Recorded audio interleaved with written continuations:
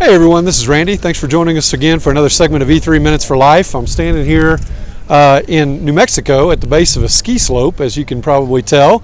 If you could see a full shot, you could tell I'm also not dressed for skiing. My wife and kids have been skiing for the last couple of days, but I have decided a while back it was time for me to be done with that part of life. But in thinking through that and being up here, I thought, it makes a perfect example of some things that we need to remember in the workplace when we're doing our job. And that's number one, we need to know what our limits are.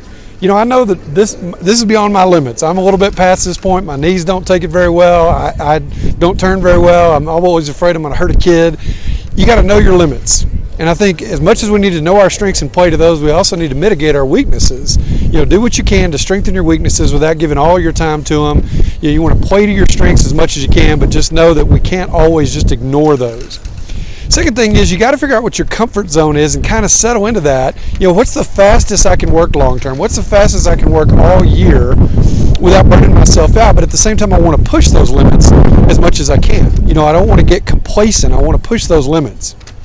Another thing I thought of was it's important to stay in your lane. If you're coming down a mountain and you're zigzagging and somebody else is coming straight down the mountain, well, that can be kind of a problem. And as much as we call I'm on your left or I'm on your right, we need to kind of stay in our lane. Now, it doesn't mean we want to ignore people on either side of us. We need to help our teammates, but we also don't want to get in their way and keep them from doing their job.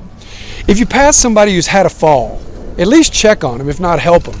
When you're coming down the slope and you see somebody just eat it face first, you always kind of give them a, hey, you okay? Is everything okay? And do I need to go check with ski patrol to get them up here? And then I think the last thing is I would encourage you, have a dynamic mindset.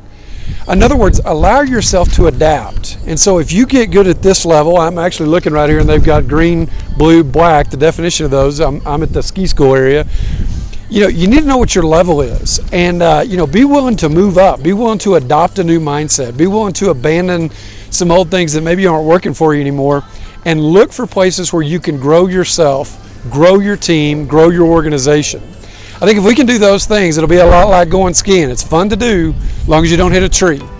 Hope you've enjoyed this segment of E3 Minutes for Life, and we'll look forward to seeing you next time. Thanks for joining us.